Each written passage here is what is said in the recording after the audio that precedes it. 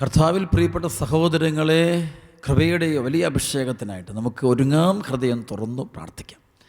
ദൈവത്തിൻ്റെ ആത്മാവ് ഈ സമയത്ത് നിങ്ങളെല്ലാം സ്പർശിക്കട്ടെ എന്ന് പ്രാർത്ഥിക്കുന്നു. പ്രാർത്ഥനാപൂർവ്വം ഈ ശുശ്രൂഷയിൽ പങ്കെടുക്കണം.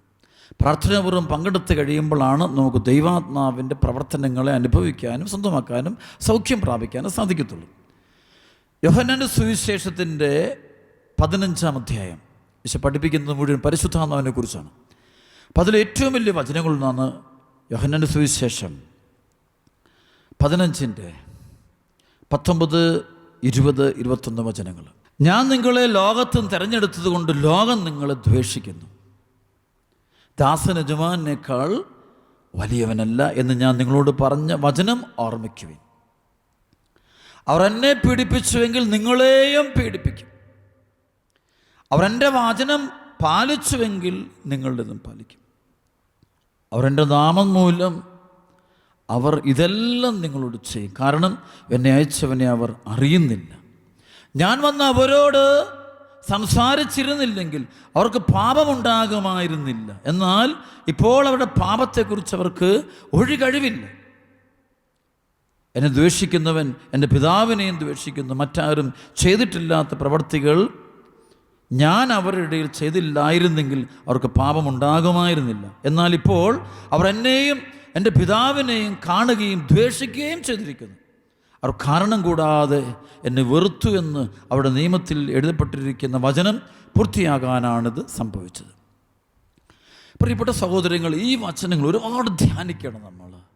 പക്ഷെ പറയുകയാണേ, അത് അവർ എന്നെ പീഡിപ്പിച്ചുവെങ്കിൽ നിങ്ങളെയും പീഡിപ്പിക്കും. ഈ നാളുകൾ ലോകത്തിൽ ഒരു പീഡനങ്ങളുടെ നാളുകളാണ്. പൈശാചിക ശക്തികൾ നമ്മളെ പീഡിപ്പിക്കുന്ന കാലഘട്ടം, സമാധാനം കെടുത്തുന്ന കാലഘട്ടം, സ്വസ്ഥത കെടുത്തുന്നൊരു കാലഘട്ടം, ആരോപണങ്ങളും അല്ലെങ്കിൽ അപമാനങ്ങളും അപവാദങ്ങളും കൊണ്ട് നിറഞ്ഞിരിക്കുന്നൊരു കാലഘട്ടം, സാത്താൻ്റെ അടിമത്തത്തിൽ കഴിയുന്ന ഒരു കാലഘട്ടം നമുക്ക് പറയാൻ പറ്റും. അതുപോലെ തിന്മയുടെ ശക്തികൾ പ്രവർത്തിക്കുന്നൊരു കാലഘട്ടം. 1 യോഹന്നാൻ 5, 18, 19 പറയുന്ന പോലെ ലോകം മുഴുവനും ദുഷ്ടൻ്റെ ശക്തി വലയത്തിലാണെന്ന് നാം അറിയുന്നു.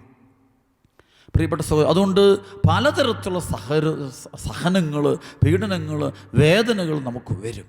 ഉറപ്പ് എല്ലാവരും വരും. അത് ഏത് സാഹചര്യത്തിലും നിങ്ങൾ പ്രതീക്ഷിച്ചോളൂ.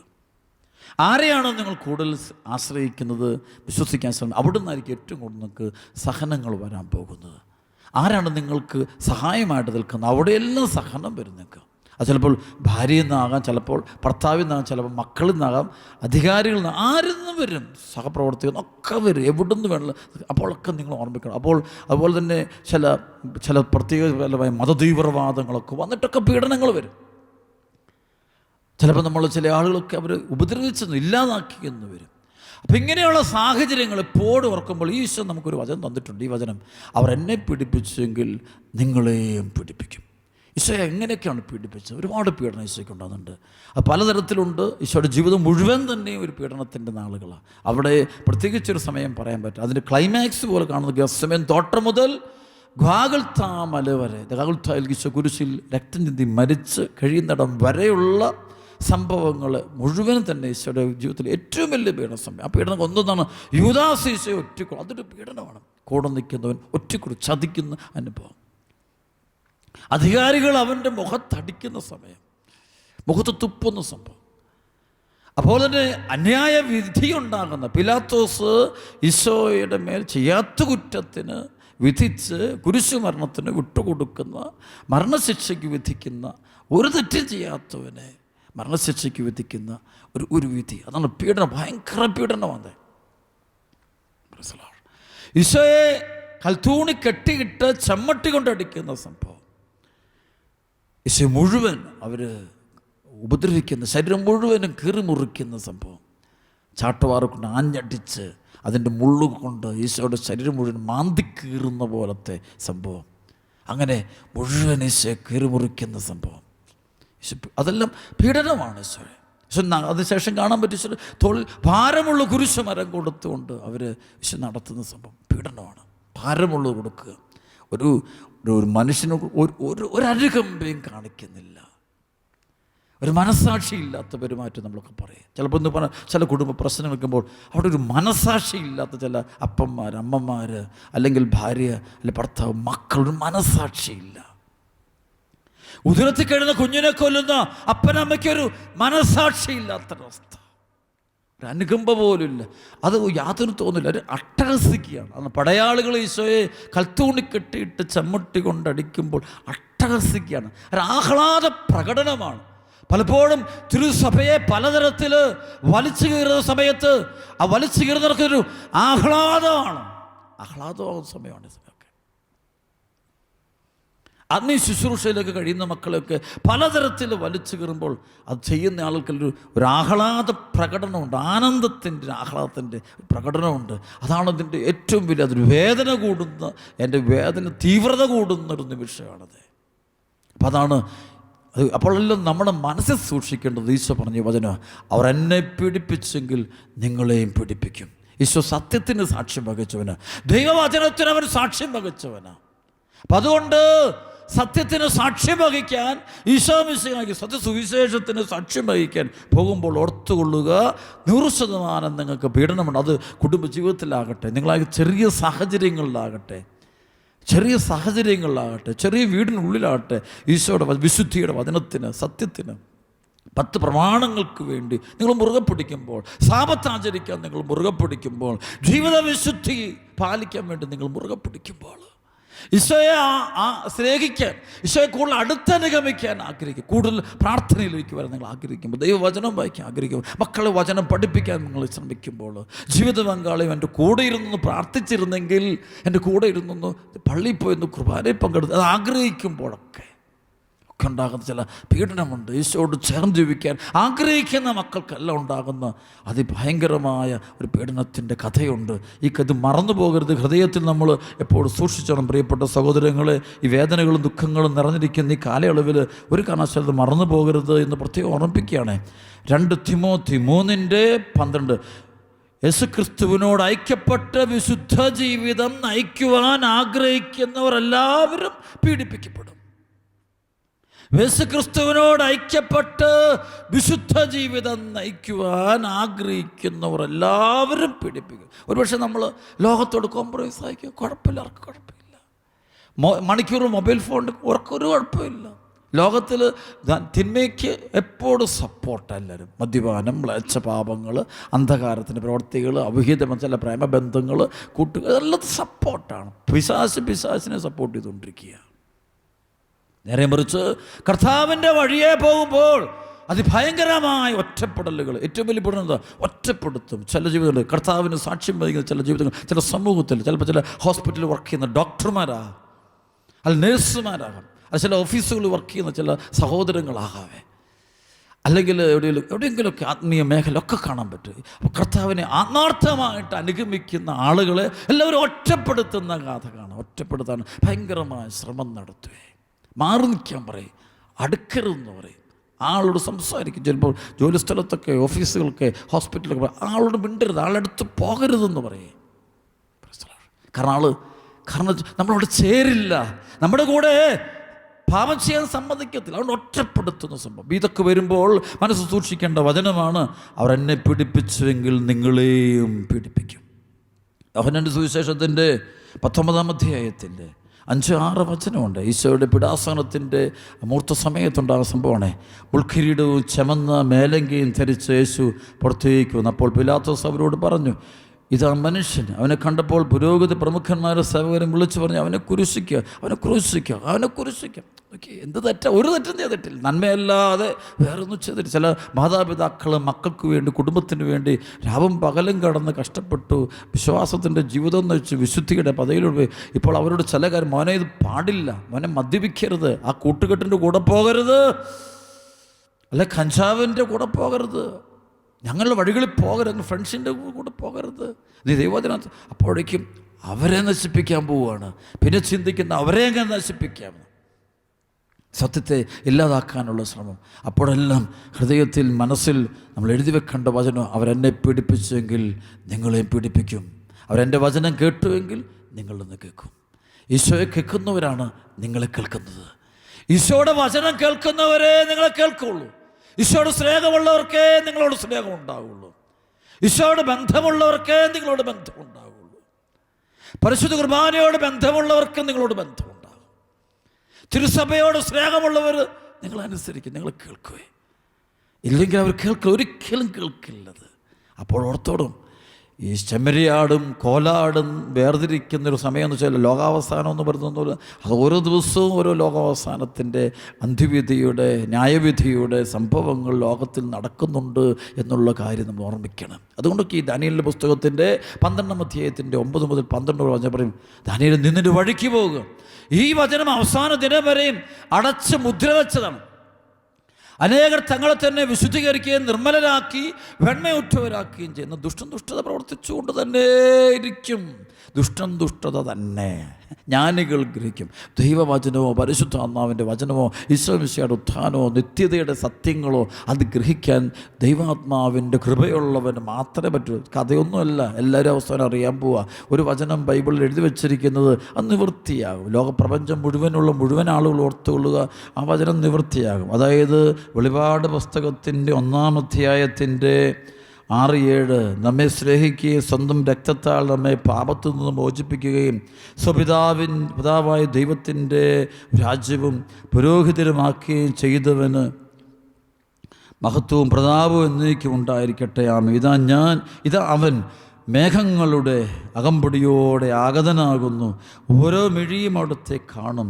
അവനെ കുത്തിമുറിവേൽപ്പിച്ചവരും അവനെ പ്രതി മാറത്തടിച്ച് വിലപിക്കുന്ന ഭൂമിയിലെ സർവ്വഗോത്രങ്ങളും അവനെ ദർശിക്കും. ആമേൻ. അവനെ കുത്തിമുറിവേൽപ്പിച്ചവരും അവനെ പ്രതി മാറത്തടിച്ച് കരഞ്ഞവരും ഭൂമിയിലെ സർവ്വഗോത്രങ്ങളും അവനെ കാണുക. ഓരോ മിഴികളും അവനെ കാണും, എല്ലാ കണ്ണുകളും അവനെ കാണും. തിരിച്ചറിഞ്ഞ സമയം വരുന്നുണ്ട്, അടുത്തുകൊണ്ടിരിക്കുന്ന കാലഘട്ടങ്ങളാണ്. അപ്പോൾ ഇത് നമ്മുടെ മനസ്സിൽ നമ്മൾ സൂക്ഷിക്കണം, എപ്പോഴും സൂക്ഷിക്കണത്. അതുകൊണ്ട് ഇതൊരു തമാശല്ല, അത് ഒരുങ്ങേണ്ട സമയമാണ്, പ്രാർത്ഥനാപൂർവ്വം ഒരുങ്ങിയിരിക്കേണ്ട സമയമാണ്. അപ്പോൾ ഇവിടെ ഞാൻ പറഞ്ഞു വരുന്നത്, അവനെ കുത്തിമുറിവേൽപ്പിച്ചവർ അവനെ നോക്കി നിന്ന് മാറത്തടിച്ച് കരയൂന്ന് പറയും. അങ്ങനെയൊരു വചനമുണ്ട്. അവനെ കുത്തിമുറിവേൽപ്പിച്ചവർ അവനെ നോക്കി നിന്ന് ഇത് കുത്തിമുറിവേൽപ്പിക്കുന്നത് നമ്മൾ കൊന്നത് ഈശോ പീഡാസനത്തിൻ്റെ മേഖലയിൽ അവിടെ കുത്തിമുറിവേൽപ്പിച്ചത് മാത്രമല്ല. അപ്പോസ്തല പ്രവർത്തനം 9-ാം അധ്യായത്തിൻ്റെ 1 മുതൽ 9 വരെയുള്ള വചനത്തിൽ പൗലോസ്ലീഹായ്ക്ക് കർത്താവ് പ്രത്യക്ഷപ്പെടുമ്പോൾ പറയുന്നുണ്ടല്ലോ, സാവൂൾ നീ എന്തിനെന്നെ പീഡിപ്പിക്കുന്നു? സഭയെ പീഡിപ്പിക്കുമ്പോൾ, മറ്റൊരാളെ പീഡിപ്പിക്കുമ്പോൾ, മറ്റൊരാളെ നശിപ്പിക്കുമ്പോൾ ഒക്കെ ഈശോയെ കുത്തിമുറിവേൽപ്പിക്കുന്ന ദൈവവചനത്തിന് വിരുദ്ധമായിട്ട് പഠിപ്പിക്കുകയും ധൈര്യപൂർവ്വം അതെല്ലാം കുത്തിമുറിവേൽപ്പിക്കുന്നതാണ്. കുത്തിമുറിവ് അതൊക്കെ തിരിച്ചറിയും. ഇപ്പോൾ അന്ധകാരം നിറഞ്ഞൊരു ബുദ്ധിയാണ്, ഒരുപാട് പേരുടെ ബുദ്ധിയാണ്, ഭയങ്കര ബുദ്ധിമാന്മാരാണ്, ഇൻ്റലിജൻ്റാണ്. പക്ഷേ ഒരു ഉള്ളിലൊരു ഇരുട്ടുണ്ട് അവർക്ക്. എഫെസോസ് 4:18 മുതൽ വചനം പറയുന്ന പോലെ, ഹൃദയ കാഠിന്യ നിമിത്തം അജ്ഞത ബാധിച്ചവർ ബുദ്ധിയിൽ അന്ധകാരം നിറഞ്ഞ്, ഇൻ്റലക്ച്വൽ ഡാർക്ക്നെസ്. അതുകൊണ്ട് ദൈവ സാന്നിധ്യം അനുഭവിക്കാം. അവരുടെ വലിയ പുസ്തകങ്ങളും വായനകളും പഠനങ്ങളും കാശും പണവും വലിയ വലിയ ബന്ധങ്ങളും ഇടപാടുകളും, അതാണ് ശരിയെന്ന് കരുതി ജീവിക്കുന്ന ഒരു തെറ്റിൻ്റെ വഴിയെ പോകുന്ന ആളുകളുണ്ട്. പ്രിയപ്പെട്ട മക്കളെ, അത് ശരിയല്ല. ശരി, ഈശോ മാത്രം. യോഹന്നാൻ 17-ാമത്തെ ഈശോ പറയും, അവരെ അങ്ങ് സത്യത്താൽ വിശുദ്ധീകരിക്കണമേ. അവിടുത്തെ വചനം മാത്രമാണ് സത്യം. കർത്താവിൻ്റെ വചനമാണ്, വേറെ സത്യങ്ങളല്ല. അത് തിരിച്ചറിയാൻ പറ്റണം. ദൈവവചനം മാത്രമാണ് സത്യം. അതിനോട് കാണിക്കേണ്ട ഒരു ആത്മാർത്ഥത, വിശ്വസ്തത നമ്മൾ കാണിക്കണം. അപ്പോൾ ഇവിടെ ഞാൻ പറഞ്ഞത് ഈശോയുടെ പീഡാസഹനം, അതേ അനുഭവം നമുക്കും ഉണ്ടാവുക. ഈശോ ഭാരമേറുള്ള കുരിശു ചുമന്നുകൊണ്ട് കാകൽത്താമല കയറുന്നു. നിൻ്റെ മേലും ആളുകൾ നീ നീതിക്കും സത്യത്തിനും ശ്രമിക്കുമ്പോൾ നിന്നെ ഒറ്റപ്പെടുത്തിയിട്ട് നിൻ്റെ മേൽ വലിയ ഭാരം വെക്കും, നിന്നെ കൊന്നുകളയുക. നീയാണ് ഇന്നത്തെ പ്രശ്നം. അതാണ് ഈ ഇസ്രായേൽ ജനം അവിടെ യഹൂദരും കൂടെ ഒരു ദിവസം എടുക്കുന്ന ഒരു തീരുമാനമുണ്ട്. അവിടെ സാൻഹെദ്രിൻ കൂടുമ്പോൾ യഹൂദരുടെ വലിയ ആലോചന സമൂഹം ഒരുമിച്ച് കൂടിയിട്ട് പറയുന്നുണ്ട്, ഒരൊറ്റ പ്രശ്നമുണ്ട് ഇവിടെ, ഇത് ഒരാളെ കൊന്നാൽ മതി, എല്ലാ പ്രശ്നം അത് ഈശോ മിശിഹായാണ്. ഈശോ പോയ എല്ലാ പ്രശ്നം, ഒരുവൻ മരിക്കുന്നത് അല്ലേ, ജനം മുഴുവൻ നശിക്കാതിരിക്കുന്നതിന് ഒരുവനില്ലാതാകുന്ന നല്ലതാണ്. അപ്പോൾ അവൻ ഒരു നിമിഷം നോക്കി അവരുടെ എല്ലാം മനസ്സിലുള്ള ചിന്ത എന്താ? ഈശോയാണ് തെറ്റ്, നമ്മളാണ് ശരി. എന്തൊരു അവസ്ഥയാണ് നോക്കണേ. ഈശോ മിശിഹായാണ് തെറ്റ്, നമ്മൾ മുഴുവൻ ശരി. സത്യത്തിൽ ആരാണ് ശരി? ഈശോ മാത്രമേ ഉള്ളൂ ശരി. ഇത് മുഴുവൻ തെറ്റാ. പക്ഷേ അതാണ് മനുഷ്യൻ്റെ അഹങ്കാരത്തിലൂടെ വരുന്ന പ്രബോധനമത. സുവിശേഷത്തിനെതിരെ, ഈശോമിശിഹായ്ക്കെതിരെ, സത്യവിശ്വാസത്തിനെതിരെയുള്ള സംസാരങ്ങളൊക്കെ നടത്തുന്ന ആളുകളോർത്തു, ഇതാണ് നിന്റെ ഗതി, ഇതാണ് അവർ ചിന്തിച്ച പോലൊക്കെ നീ ഇന്ന് ചിന്തിച്ചുകൊണ്ടിരിക്കുന്നത്.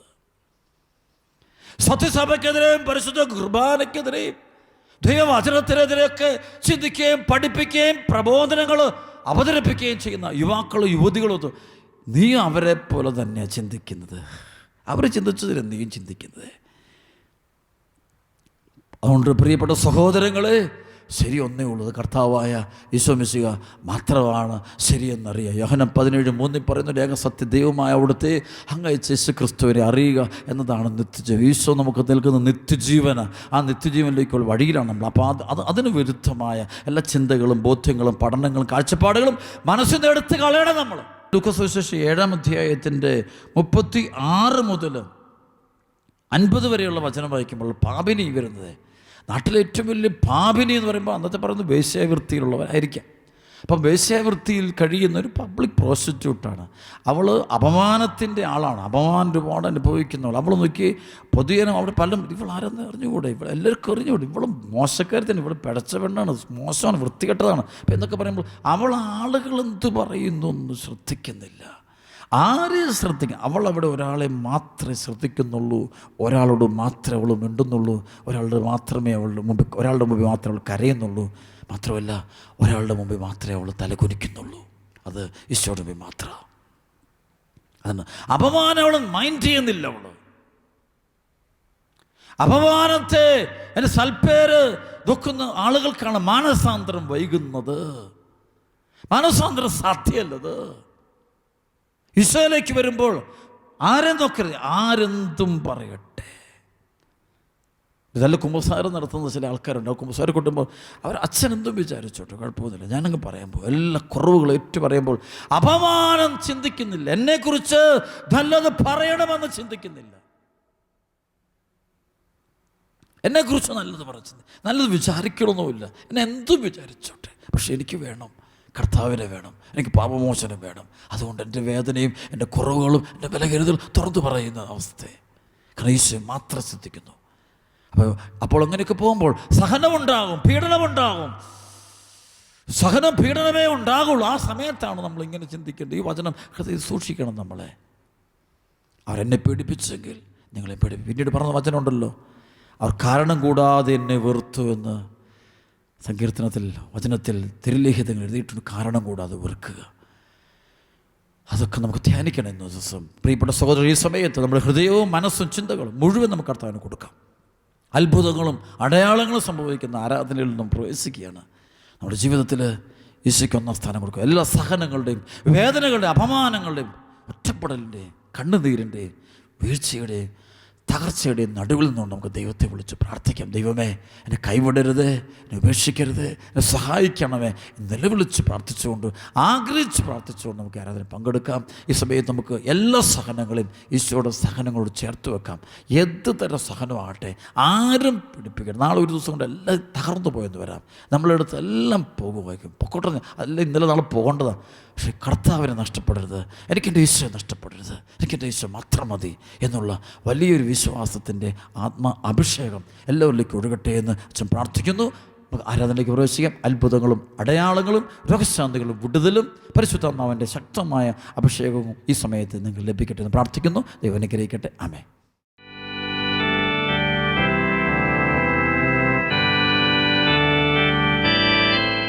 പരിശുദ്ധാത്മാവേ എന്നിൽ നിറയണമേ, നിന്റെ അഭിഷേകം പകരണമേ.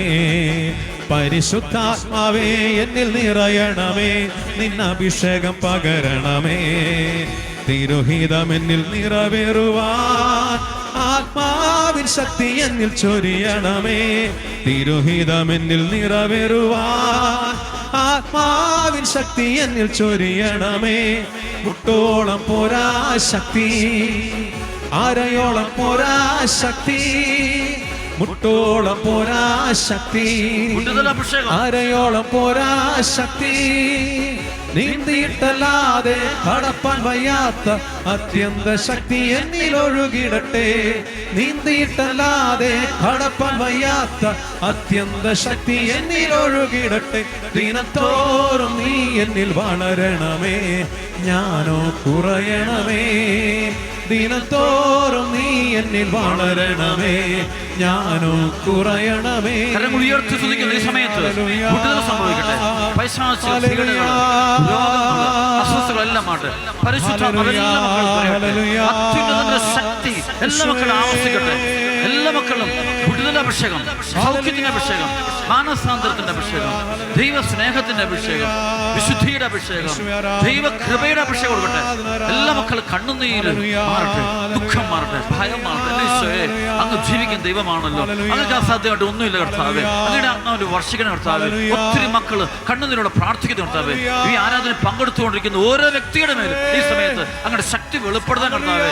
രോഗികളുടെ മേൽ, കിടപ്പ് രോഗികളുടെ മേല്, വയ്യാത്ത മക്കളുടെ മേല്, തളർന്നിരിക്കുന്ന ജീവിതങ്ങളുടെ മേല്, വിശ്വാസ തകർച്ച അനുഭവിക്കുന്ന മക്കളുടെ മേല്, പ്രാർത്ഥനയില്ലാത്ത വ്യക്തികളുടെ മേല്, ദൈവസ്നേഹം ചോർന്നു പോകുന്നുകൊണ്ടിരിക്കുന്ന മക്കളുടെ മേല് പരിശുദ്ധാത്മാവിനെ വർഷിക്കണേ പ്രാർത്ഥിക്കുന്നു. പരിശുദ്ധാത്മാവിനെ വർഷിക്കണമേ എന്ന് പറഞ്ഞു. ഈശോ, എല്ലാ കയ്പും മുറിവും മാറിടുവാൻ നിൻ മഹത്വത്തിൻ തീ എന്നിൽ കത്തിയിടട്ടെ. എല്ലാ കയ്പും മുറിവും മാറിടുവാൻ നിൻ മഹത്വത്തിൻ തീ എന്നിൽ കത്തിയിടട്ടെ. മായലോക ഇമ്പങ്ങൾ ത്യജിച്ചിടുവാൻ എന്നെ അഭിഷേകം ചെയ്തിടണേ. മായലോക ഇമ്പങ്ങൾ ത്യജിച്ചിടുവാൻ എന്നെ അഭിഷേകം ചെയ്തിടണേ. മുട്ടോളം പോരാ ശക്തി, അരയോളം പോരാ ശക്തി. മുട്ടോളം പോരാ ശക്തി, അരയോളം പോരാ ശക്തി. നീന്തിയിട്ടല്ലാതെ കടപ്പാൻ വയ്യാത്ത അത്യന്ത ശക്തി എന്നിൽ ഒഴുകിടട്ടെ. നീന്തിയിട്ടല്ലാതെ കടപ്പാൻ വയ്യാത്ത അത്യന്ത ശക്തി എന്നിൽ ഒഴുകിടട്ടെ. ദിനത്തോറും നീ എന്നിൽ വളരണമേ, ഞാനോ കുറയണമേ. ദിനത്തോറും നീ എന്നിൽ വളരണമേ, ഞാനോ കുറയണമേ. Hallelujah, hallelujah.